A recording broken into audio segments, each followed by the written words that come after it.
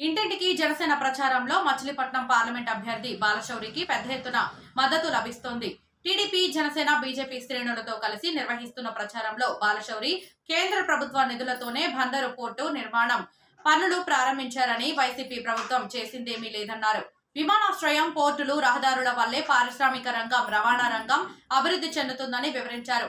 అప్పుడే నిరుద్యోగ సమస్యకు శాశ్వత పరిష్కారంతో పాటు రాష్ట్రం అభివృద్ధి చెందుతుందని, యువత రాష్ట్రం అభివృద్ధి కోసం ప్రజలు టీడీపీ, జనసేన, బీజేపీ కూటమికి మద్దతు పలకాలని కోరారు. బందరు పార్లమెంటు పరిధిలోని నియోజకవర్గాల్లో గత 5 ఏళ్లలో జరిగిన అభివృద్ధిని కళ్లారా చూసిన ప్రజలు తమ ఓటును తప్పకుండా గాజు గ్లాసుకి అంటూ స్పష్టం చేస్తున్నారు. అండదండలయ్యినాడు